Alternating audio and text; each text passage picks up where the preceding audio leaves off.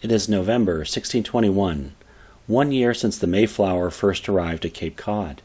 Since then, Plymouth town had been built, and the English have established peace with the great king in that region, Massachusetts of the Pokanoket people. In addition, William Bradford and Edward Winslow report that all the princes and peoples round about us have either made suit unto us or been glad of any occasion to make peace with us. Many of these Indians, Bradford and Winslow say, have yielded willingly to be under the protection and subjects to our sovereign lord King James, so there is now great peace amongst the Indians themselves, which was not formerly. So, by now, the English feel safe to walk in the woods around Plymouth as on the highways in England, and the natives are regularly entertained in the houses in Plymouth. The Indians, when they visit Plymouth, bring venison. Winslow and Bradford say they cannot remember a more seasonable year than we have here enjoyed. The late fall of 1621 is bringing an Indian summer, a much more pleasant November than the previous year. The fish and fowl are of great abundance, the cod of exceptional quality. The bay is full of lobsters and eels. So, the New England palate is already well formed, cod and lobster. It is November 9, 1621, in the old-style calendar used by the English, or November 19, 1621, in the new-style calendar used today. The Nauset people on Cape Cod send messengers to Plymouth. The Nauset inform the Pilgrims that a ship is off the coast there. Governor Bradford is unsure of this news. The Mayflower departed 7 months earlier, and no English ship is expected at this time. Could it be a French ship? The ship had been spotted coming into the bay, sailing toward Plymouth. Bradford prepares the town. Directly above the town, at Burial Hill, the cannons are readied. A cannon is fired, a signal for the men to return to town and take arms. Every male old enough to hold a musket is armed.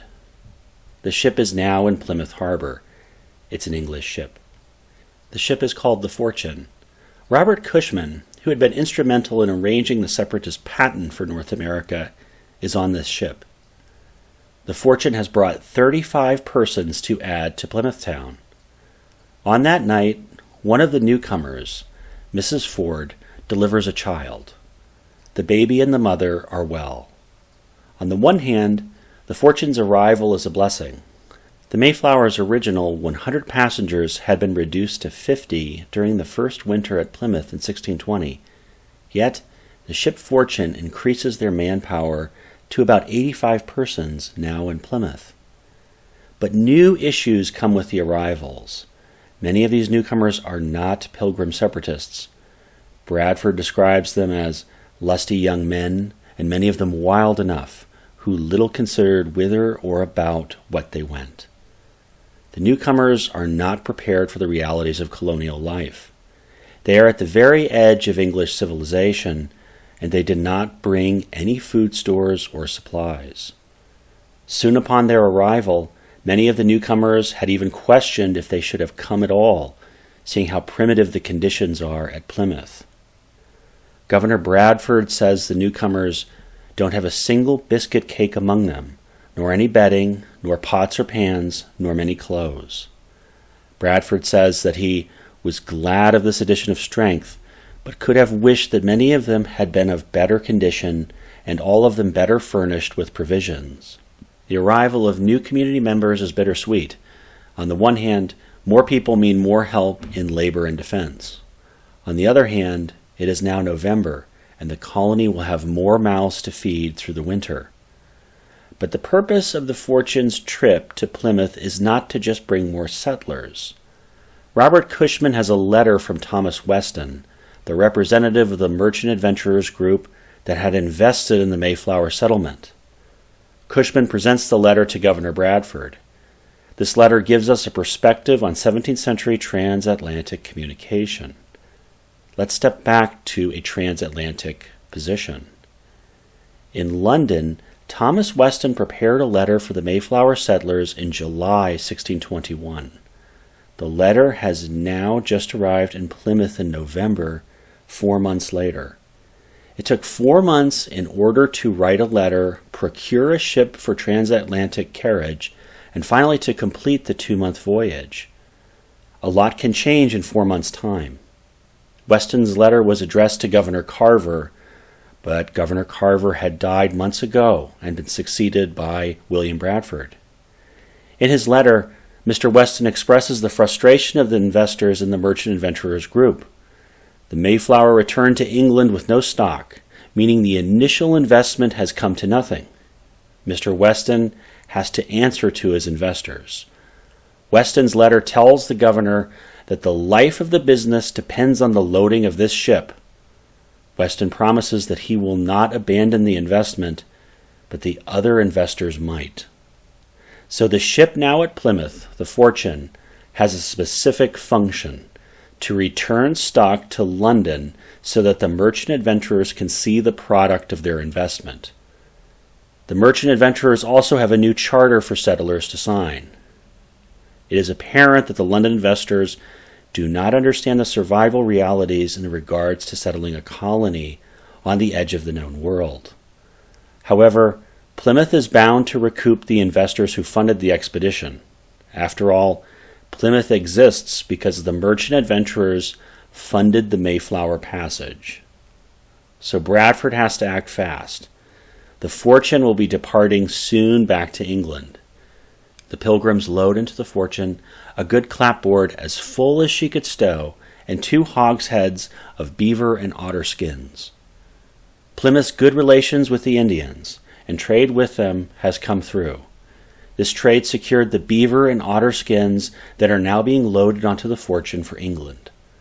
It's not much, nor is it the barrels of fish originally planned in the agreement, but it's a start.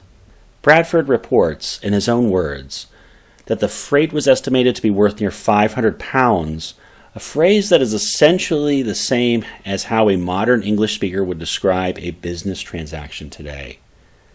Beavers are native to North America, and their furs are highly prized in Europe. Plymouth has now entered this market. Governor Bradford writes a response to Mr. Weston. He gives the letter to Robert Cushman to deliver back to Weston. In his letter, Governor Bradford defends his people. Bradford's letter notifies Weston that Governor Carver has died. Bradford acknowledges that the investors have suffered losses, but the loss of Governor Carver and many other honest and industrious men's lives cannot be valued at any price. Bradford communicates that the Mayflower needed to stay 5 weeks at Cape Cod while the habitation site was sought and finally started at Plymouth. Bradford explains that death in those early days visited the community daily with so general a disease that the living were scarce able to bury the dead. Cushman takes the letter. It's now late November. Robert Cushman and the crew boards the Fortune, and they set back to England. The Fortune carries the first trade goods, the beaver and otter skins, from Plymouth back across the ocean. So in November 1621, 1 year after the Mayflower arrived at Cape Cod, the first shipment of goods is sent back to England. Trade is now established between Plymouth and England, and the small town on the edge of the empire is now part of a transatlantic economy. Bradford now turns to his community, which has grown in size to some 85 persons. He places the newcomers into the existing family housing units. A food store's inventory is taken, and the tabulation is challenging. With more mouths to feed, even if portions are reduced by half, Plymouth has 6 months of food remaining. It is late November. The food stores are estimated to run out in 6 months in late May. The growing season will only just be starting in May, and the harvest will not occur until at least 5 months after that point during the following October. So the period from May to October will likely have no food remaining. But there are options. If they ration their stores through winter, they can spread the food stores out until the fish return in spring. Likewise, The men have muskets and can hunt deer through winter. So in the last week of November, Governor Bradford makes the difficult but necessary decision to order half rations. Soon after, Tokomahamon, an Indian friend of Plymouth, comes to Plymouth with a Narragansett messenger. They ask for Squanto, but Squanto is not at Plymouth. Tokomahamon seems relieved, but he must present a message for Squanto. The Narragansett messenger leaves a bundle of arrows tied together with rattlesnake skin. Tokomahamon and the Narragansett want to leave, but Bradford has Captain Standish detain Tokomahamon. Edward Winslow talks with Tokomahamon. The English have heard recent rumors that the Narragansett want war with Plymouth, and now they have received this strange rattlesnake skin bundle. Tokomahamon, though apprehensive, slowly warms up to his friend Edward Winslow. Tokomahamon says that the Narragansett are indeed enemies to the English and they mean war. But Governor Bradford has a spine. He has just returned a letter back to Thomas Weston in England, rebuking the investor for his insults. Now he sends a rebuke to the largest native tribe in the region. Governor Bradford instructs Tokomahamon to tell the Narragansett leader that he has received the threatening message and heard the rumors of war. The English have done no wrong to the Narragansett. If the Narragansett want war, then they can wage it. The English are not afraid.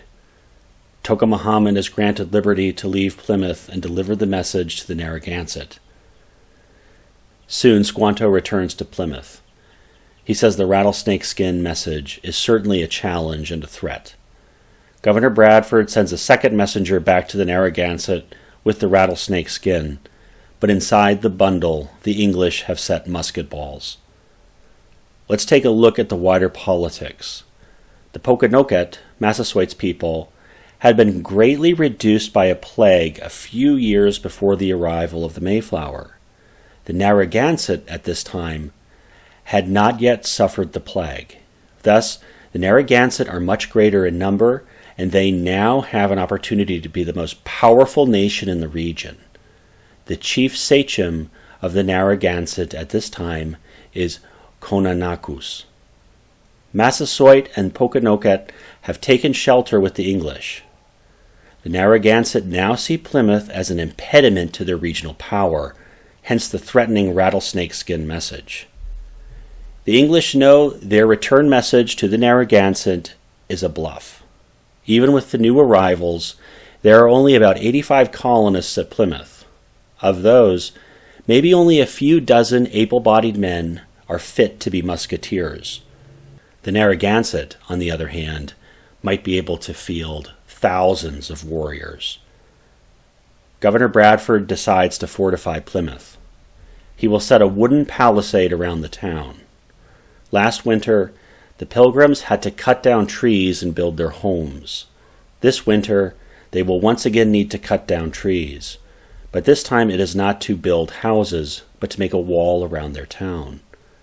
The men begin to harvest trees from the nearby woods. Christmas Day, 1621. Governor Bradford calls the men out to work. However, many of the newcomers from the ship Fortune claim it is against their conscience to work Christmas Day. Bradford grants them liberty of their conscience, and the newcomers are allowed to stay at home. Bradford leads the workmen to the forest for logging. The men put their axes to work. Then at noon, the workmen return to Plymouth. They find the other men at play along Leyden Street. Bradford gives us the first English description of a bat and ball sport in America. They found them in the street at play, openly, some pitching the bar, and some at Stoolball and such like sports. Bradford interrupts the games, saying that while it is against their conscience to work on Christmas Day, it is against the conscience of the separatists to play while others work. For the Pilgrim separatist, a religious observance was not play, but rather a quiet devotion in the house. Nevertheless, on Christmas Day at Plymouth in 1621, we have a sport called Stoolball being played, where a defender on the fielding team throws a ball to a batter. The object of the game is for the batting team to hit the ball and run across the field to the other stool. Thus, the game is scored by runs. The teams take turns between one side batting and the other side fielding. When a batter takes his stand, it is called an inning. Batters are called out if the ball is caught. Work has turned toward the forest. Trees are cut down. Timber planks are shaped. In February, the wooden fortification is constructed, which is 1622 in our modern New Style calendar, but is still 1621 in the Old Style calendar used by the English, because the Old New Year's isn't until March. So in the New Style calendar that we use today, the impaling of Plymouth occurs in 1622, but in the Old Style calendar used by the English Pilgrims, New Year's is not until March, so it's still 1621. And this explains why you might see different years for an event at Plymouth, like the building of the fortification around Plymouth, as the year can differ depending on which calendar is used. The town of Plymouth now has a wooden wall around it. Winslow describes the fortification in detail. He says, "Making 4 bulwarks or jetties without the ordinary circuit of the pale, from whence we could defend the whole town, and 3 whereof are gates, and the 4th in time to be. These gates were locked each night, and a watch was kept, and a ward was used when needed during the daytime. The fortification includes flankers along the palisade, features that allow a musketeer to fire along the wall in the event warriors get that close. So by the beginning of March, 1621 Old Style, 1622 New Style, the town is impaled around. Every family now has their house and garden plot secured inside the fortification. Captain Standish reorganizes the militia at this time. Standish creates 4 squadrons or companies, appointing officers for each. Each company has an appointed place for the town defense. Let's take a wider vantage point. It is now late March. Both calendar systems are now in the year 1622. Winter has ended, and it is good time to re-establish trade to their neighbors in Massachusetts Bay. Plymouth has promised the Massachusetts to the north that they would return to trade their English goods for animal furs.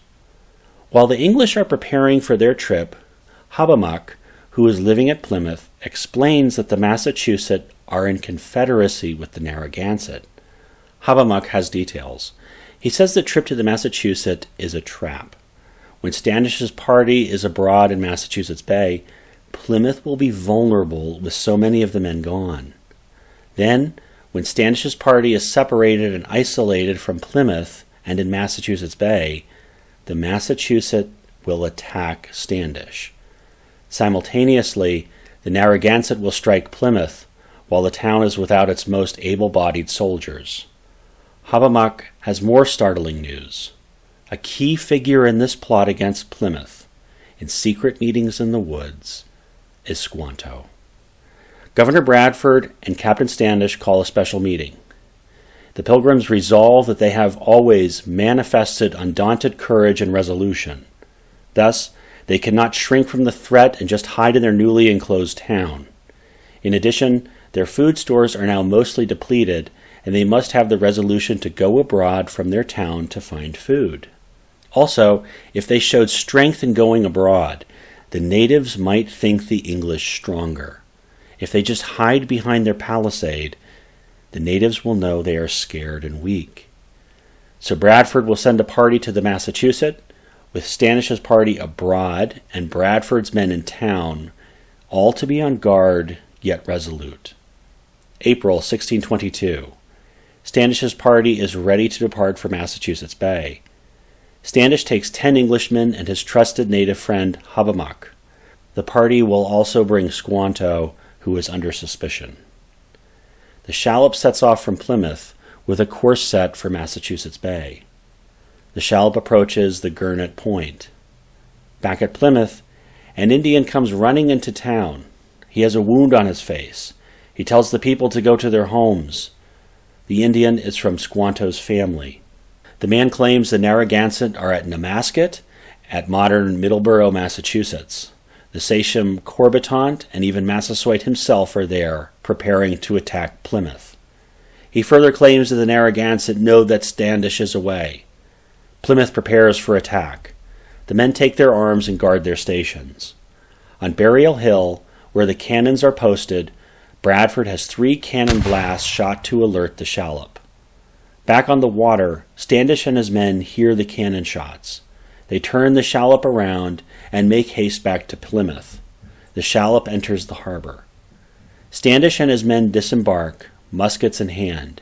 They find the town in defense mode, musketeers posted at their stations. Hobbamock, one of the natives in Standish's crew, hears the news.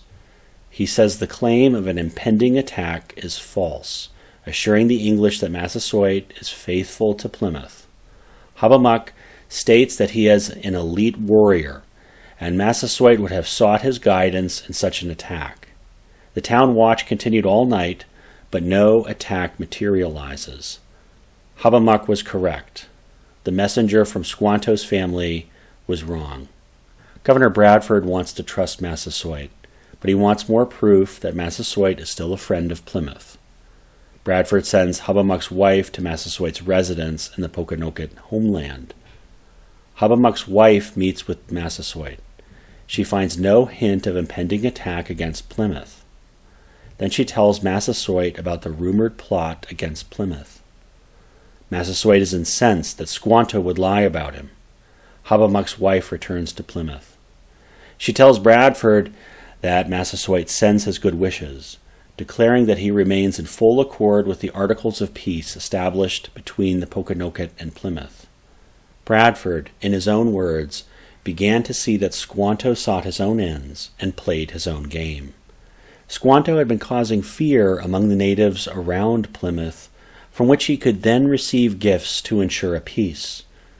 But no gifts had ever been necessary, because Plymouth had already established a formal peace with the nearby tribes. The English learned that Squanto would even tell the other natives that the English stored the plague in barrels, and they could release it at will. Thus, Squanto had been acting as an arbiter of peace when in reality neither side had any intention of conflict. By this time, many of the natives trusted Squanto more than Massasoit as the protector, an arbiter between the natives and the English, but it was all a game. So the latest action, the false alarm at Plymouth, was a scheme to cause conflict between the English and Massasoit so that Squanto could act as the arbiter. Governor Bradford assures the nearby nations that he has no intention of war, and any future report of war will be punished. Governor Bradford sharply reprimands Squanto. However, Squanto had provided so many services to the Pilgrims, and his intervention had likely saved many of them from starvation that Bradford wants to repair the relationship. With the local issues now calm, Standish and his men sail north to the Massachusetts. There, they make a good trade. Standish's party then turns south back to Plymouth. When Standish returns to Plymouth, he finds Massasoit at the town. Massasoit makes an apology for all the confusion and turmoil between the communities. Massasoit expresses his rage at Squanto. Bradford tries to calm the situation, but Massasoit leaves Plymouth. Soon a messenger from Massasoit comes to Plymouth. The messenger informs Bradford that Massasoit seeks Squanto's death. Governor Bradford's message for Massasoit is this: Bradford acknowledges that Squanto's betrayal is worthy of death, yet the governor wishes to spare him. Despite Squanto's treachery, Bradford needs Squanto as an interpreter. Without Squanto, Bradford loses his power to communicate with the natives. But Massasoit's messenger returns to Plymouth with a body of warriors. The messengers from Massasoit state that Squanto is a subject of Massasoit. The Articles of Peace dictate that a shared enemy must be properly handled. Massasoit offers many beaver skins in return for Squanto. His messengers standing there are prepared to kill Squanto at this moment. Governor Bradford answers, It was not the manner of the English to sell men's lives at a price, but when they had deserved justly to die, to give them their reward. Thus, Governor Bradford refuses the beaver skins as a payment for Squanto's life, but he calls for Squanto. Squanto enters. Squanto knows the intention of Massasoit's party, but Squanto accuses Hobbamock as the author and worker of his overthrow. Nevertheless, Squanto yields his fate to Governor Bradford. Bradford knows Squanto has acted deceitfully, and Massasoit's men have a valid reason to take his life. The Articles of Peace require that Plymouth and Pokanoket work together against shared enemies. But then, just as Squanto is to be turned over to his executioners, a shallop is seen just offshore. It might be French. Bradford tells Massasoit's men that he needs to know the identity of the boat. Plymouth might be under attack from the French. Massasoit's men lose their patience and leave. The mystery boat has spared Squanto his life.